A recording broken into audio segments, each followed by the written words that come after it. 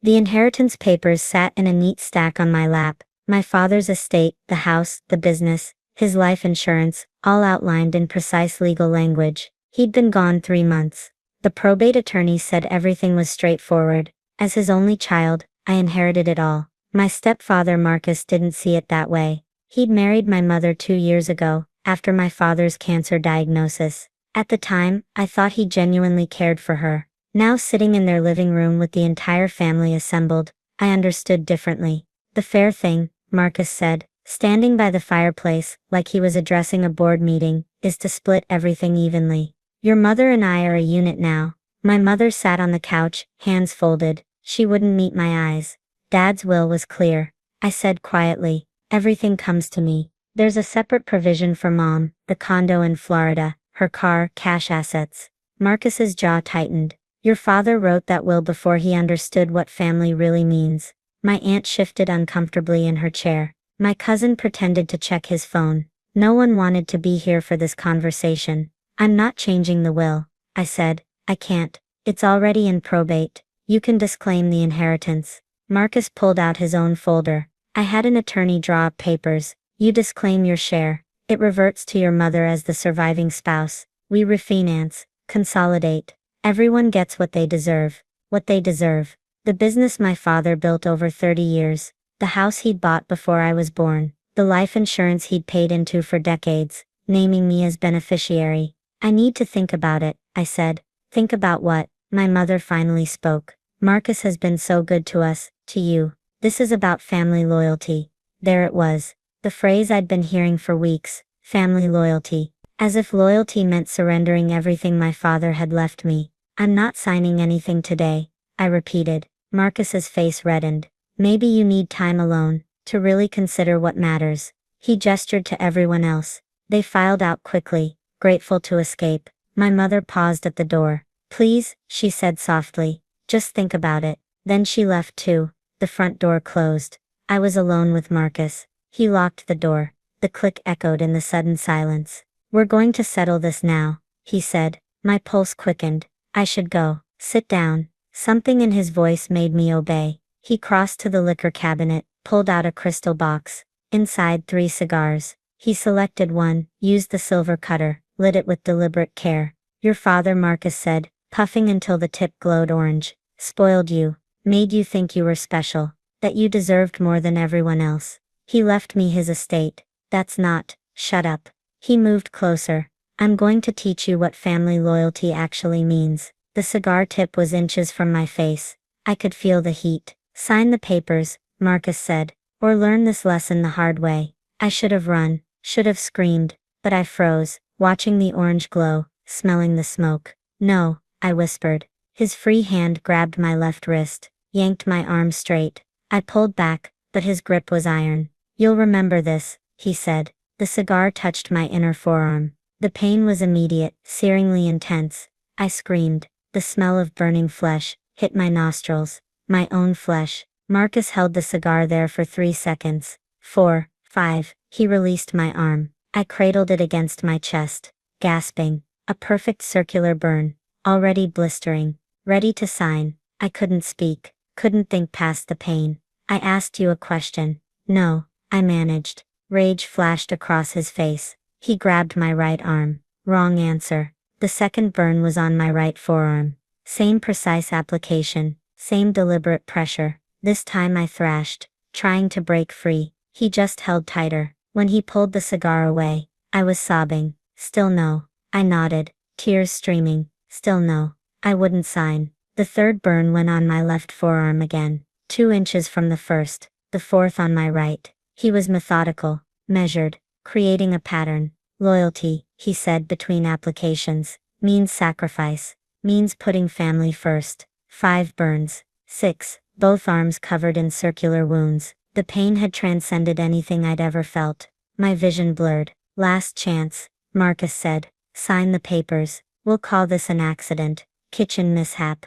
No one has to know. Through the agony, one thought crystallized. If I signed now, he'd won. If I gave in to torture, I'd never be free of him. No, I whispered. He raised the cigar again. But something in my face must have told him I wouldn't break. He could burn every inch of my skin, and I wouldn't sign. He threw the cigar in the fireplace. Get out. I stumbled to my car, cradling both arms. The burns screamed with every movement. I should have driven to the police station. Instead, some survival instinct took me to the hospital emergency room. The triage nurse took one look at my arms and called for a doctor. How did this happen? She asked, leading me to an exam room. My stepfather, I said. My voice sounded distant, shock setting in. He wanted me to sign inheritance papers. I wouldn't. Her expression changed. Someone will be right with you. Within minutes a doctor arrived. Not a resident, an attending physician. He examined the burns with clinical precision, photographing each one from multiple angles. These are second-degree burns, he said. Partial thickness. You see the blistering here. The pattern is consistent with repeated application of a cylindrical heat source. Cigar most likely. A nurse cleaned the wounds. Each touch was agony. They gave me something for the pain, but it barely touched the surface. I'm Dr. Harrison, the doctor said. I specialize in burn trauma. I need you to understand. I'm required by law to report this. These injuries were clearly inflicted intentionally. I nodded, too exhausted to care about the consequences. He made notes on his tablet, speaking into a recorder. Patient presents with 6 distinct circular burns, 3 on each forearm. Burns are uniform in size, approximately 8 millimeters in diameter, consistent with cigar application. Depth suggests sustained contact of 3 to 5 seconds per burn. Pattern indicates deliberate, methodical infliction. Patient reports assault by stepfather in context of inheritance dispute. A social worker appeared, then a police detective. I told the story 3 times to each of them. They photographed my arms from every angle, measured the burns, documented everything. The detective was a woman in her 50s, kind eyes behind steel-rimmed glasses. This isn't assault, she said. This is torture, aggravated battery at minimum. Where's your stepfather now? At his house. My mother's house. We're going to pick him up tonight. You'll need to stay here. The doctor wants to admit you for observation. Burns like this can develop complications. They kept me overnight. A plastic surgeon consulted, talking about skin grafts and scarring. The social worker returned with forms, restraining order applications, victim services information, counseling referrals. In the morning, the prosecutor came. She was younger than I expected, carrying a thick file folder. She spread crime scene photographs across the hospital tray table. These, she said, pointing to close-ups of my arms, are going to be seen by 8 different judges before this is over. 8. Criminal arraignment judge saw them this morning. Your stepfather's being held without bail. The judge called these burns a sadistic and premeditated. Next, the grand jury. Their judge will review the medical evidence for indictment. Then the trial judge. That's 3. She counted on her fingers. You'll need a restraining order. Family court judge will see these photos. You're suing him civilly, right? That's another judge. The probate court has to rule on whether he has any claim to the estate. That judge needs the full context. If he appeals, that's an appellate judge, and I'm recommending we file federal civil rights charges. Torture under color of familial authority. Federal judge makes 8. My head spun. All because of inheritance papers. All because he tortured you. The inheritance is motive, but these burns. She gestured to my bandaged arms. This is a felony. Multiple felonies. Dr. Harrison returned, checking my dressings. The burns are healing as expected, but scarring is inevitable. You'll have permanent marks, permanent evidence. The prosecutor corrected. Every judge will see these photos. The defense can't argue accident or exaggeration. The burn pattern speaks for itself. The arraignment was quick. Marcus appeared via video from county jail, his expensive suit replaced with orange scrubs. The judge denied bail without hesitation. The medical evidence shows sustained deliberate torture, the judge said. 6 separate burns, inflicted methodically, combined with the defendant's clear financial motive, and the victim's testimony. This court finds him a danger to the community. Marcus's attorney objected. The judge ignored him. 2 weeks later, the grand jury indicted on 7 counts, 6 counts of aggravated battery, 1 per burn, plus 1 count of attempted coercion. The prosecutor showed the jury every photograph. They deliberated for 20 minutes. The restraining order hearing was in family court, a different judge, but the same photographs. He granted a 5-year order, prohibiting Marcus from any contact with me or my property. These burns, the judge said, examining the photos, show a pattern of control and punishment. This is domestic violence in its most literal form. My civil attorney filed suit. Damages for assault, pain and suffering, medical expenses, emotional distress. We requested $2 million. The defense attorney saw the photographs and immediately began settlement talks. The probate hearing was critical. Marcus's lawyer argued he had rights as my mother's spouse, that community property law entitled him to half of everything. My attorney played the trump card.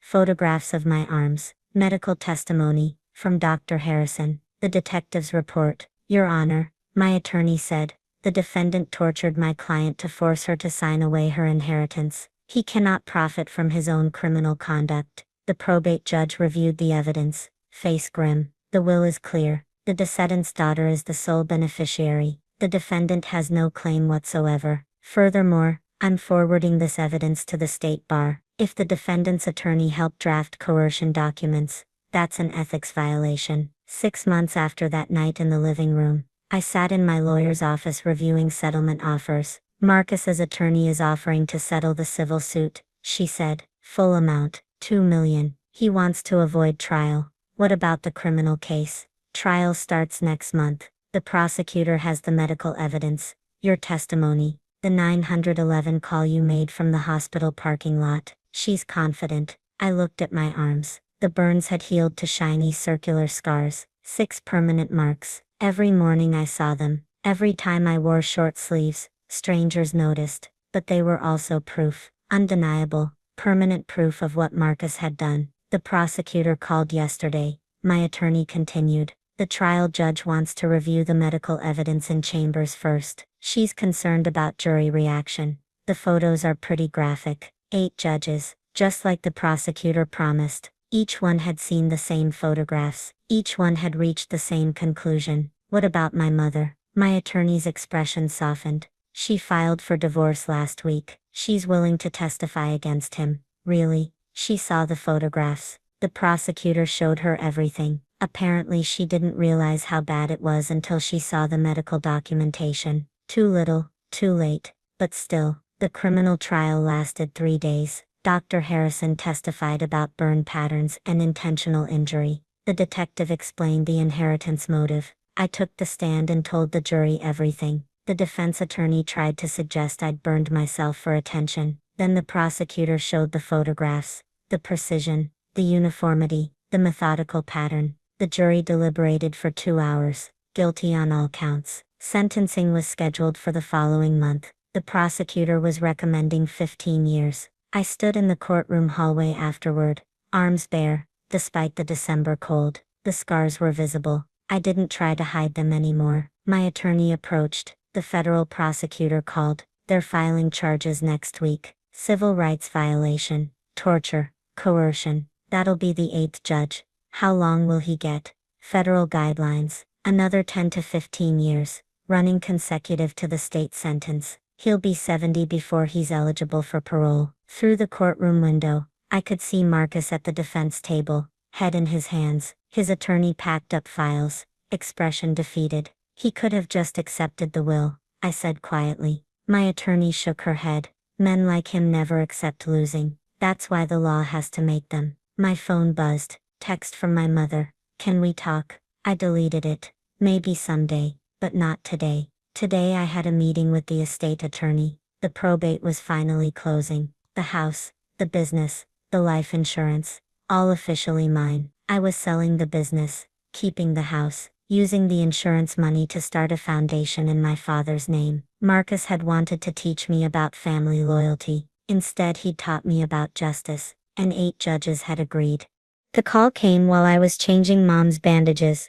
Miss Torres, this is Investigator Diane Mitchell from Adult Protective Services. We've received a report of suspected elder abuse and financial exploitation concerning Patricia Hayes. We need to speak with you immediately. My hand stopped mid-rap. Mom's roomy eyes found mine, confusion clouding her face. I'm her daughter. I'm her primary caregiver. What report? Your stepfather, Richard Hayes, filed a formal complaint this morning. He's alleging you've been stealing your mother's prescription medications and financially abusing her. We're opening an investigation effective immediately. Mrs. Hayes's bank accounts will be frozen pending our findings. The room tilted. That's not. I would never. We'll need you to come to our office tomorrow at 9 a.m. Bring all financial records related to your mother's care. The line went dead. Mom reached for my hand with trembling fingers.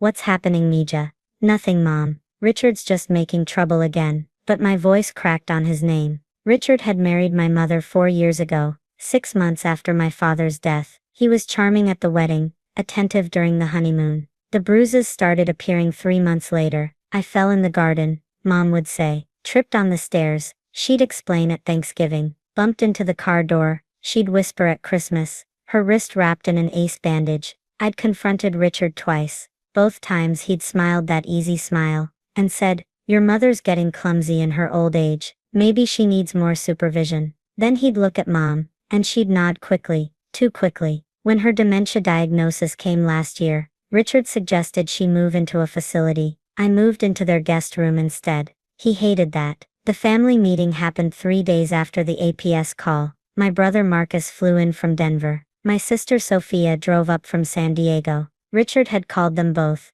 painted his picture before I could say a word. We gathered in Mom's hospital room. She'd been admitted 2 days earlier for pneumonia. She slept through most of it. Her breathing labored even with the oxygen. Dad showed us the bank statements, Marcus said, his voice cold. He'd never called Richard Dad before. $40,000 withdrawn in the last 6 months. For Mom's care, I said, home health aides, medications, the wheelchair ramp, adult diapers, everything insurance doesn't cover. I have every receipt. Convenient that you're the only one with access to her accounts. Sophia interrupted. She wouldn't meet my eyes. Richard says you've been taking her pain pills too, that you have a problem. I don't have a problem. I've never taken her medication. That's what addicts say, Marcus muttered. Richard stood by the window, hands in his pockets saying nothing. He didn't need to. He'd already won. I think it's best if you move out, Sophia said. Richard will take over Mom's care. We'll be monitoring everything. I looked at each of them, my siblings, my blood. They stared back at me like I was a stranger. Fine, I said quietly, but I'm not abandoning her. No one's asking you to abandon her, Richard said, speaking for the first time. His voice was gentle, concerned. We just think she needs different care than what you've been providing. I wanted to scream. Instead, I picked up my purse and walked out. The APS investigation moved quickly. Investigator Mitchell was thorough, professional, and clearly believed every word Richard had said. The financial records show a pattern of excessive withdrawals, she said during our second meeting. Your stepfather has provided testimony that you've been hostile toward him, that you've prevented him from seeing his wife, that medications have gone missing on multiple occasions. He's lying. He's passed a polygraph examination, Miss Torres.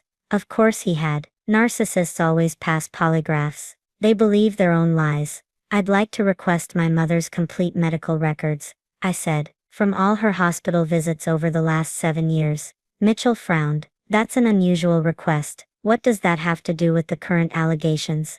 Everything, I said. It has to do with everything. She studied me for a long moment. You have the legal right to request them as her healthcare proxy. But Miss Torres, if you're trying to delay this investigation, I'm trying to show you the truth. The records arrived in 4 boxes. I spread them across my apartment floor. Emergency room visits, primary care notes, specialist consultations, radiology reports, 7 years of my mother's medical history, documented in clinical language that couldn't lie. March 2018. Patient presents with bruising to left forearm and right rib cage. States she fell downstairs. Bruising pattern inconsistent with stated mechanism of injury. Patient nervous. Avoids eye contact when husband present. Concern noted. July 2018. Third visit in 2 months for traumatic injuries. Scalp laceration requiring 6 stitches. Patient states she slipped in shower. Laceration angle inconsistent with fall. Social work consult recommended,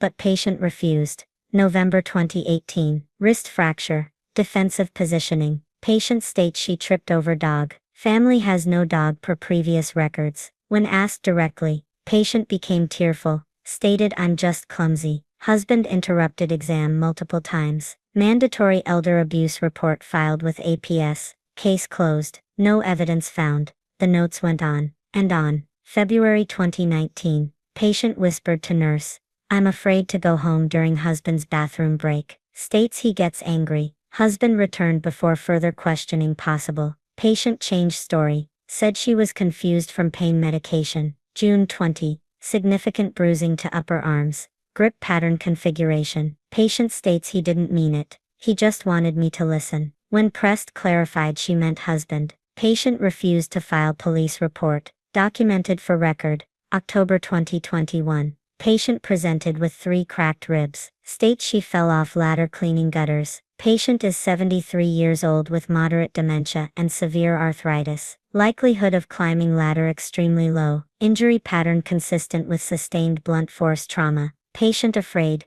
repeatedly asking is he still in the waiting room. Doctor after doctor had seen it. Nurse after nurse had documented it. Social workers had filed reports. APS had investigated twice and found insufficient evidence. But the medical professionals had known. They'd written it down in careful clinical language. They'd created a paper trail of suspicion that spanned 7 years. Every bruise, every fall, every time mom had tried to tell someone she was afraid, it was all there. I spent 2 days organizing the records chronologically, highlighting key passages, creating a timeline. Then I made copies, 9 copies, to be exact. The first went to Investigator Mitchell at Adult Protective Services. The second went to the detective in the Elder Abuse Unit at the Police Department. The third went to the District Attorney's Office. The fourth went to the State Attorney General's Elder Justice Division. The fifth went to the hospital's Patient Safety Department. The sixth went to the Medical Board regarding the doctors who'd filed reports that went nowhere. The seventh went to my attorney. The eighth went to the guardian ad litem I'd petitioned to have appointed for mom. The ninth I kept for myself. Each package included a cover letter. Please review the enclosed medical records spanning March 2018 through present. Note the pattern of injuries, the documented statements made by my mother, and the concerns raised by multiple healthcare providers. My stepfather, Richard Hayes, filed a false report against me with Adult Protective Services on date, claiming I was abusing and financially exploiting my mother. I believe this false report was filed to prevent me from protecting her from him. I mailed them all on a Tuesday morning. By Friday afternoon,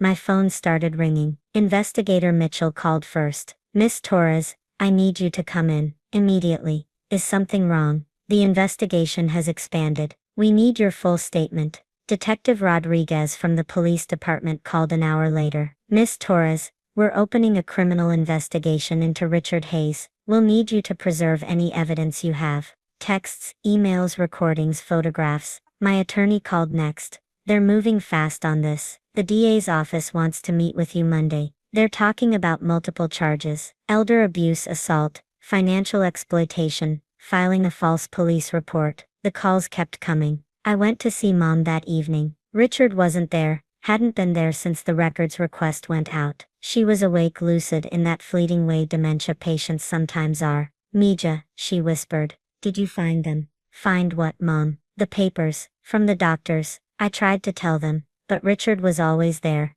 and then I couldn't remember. Her eyes filled with tears. I couldn't remember if I was telling the truth or making stories. He said I was making stories. I took her hand. "You were telling the truth, mom. They wrote down everything you said, every word. It's all there." She closed her eyes. A tear slipped down her cheek. "I wanted to be brave like you, but I was so scared." "You were brave, mom. You kept telling people. You never stopped trying. Is it over now?" "Yes, mom, it's over." The charges came down the following week. 3 counts of elder abuse, 2 counts of assault, causing bodily injury, 1 count of financial exploitation of a vulnerable adult, and 1 count of filing a false police report. Richard was arrested at his office, made the local news. The state investigation revealed he'd done this before, to his first wife, who died in what was ruled an accidental fall down the stairs. They were reopening that case. Marcus called me crying. "I'm so sorry. Jesus, I'm so sorry." Sophia came to the hospital, couldn't look at mom without sobbing. "I should have known." "How did I not know?" "He was good at hiding it," I said, "and good at making people believe him." Mom came to live with me after she was discharged. I converted my dining room into a bedroom, installed grab bars in the bathroom, Hired the best home health aide I could find. She has good days and bad days. On good days,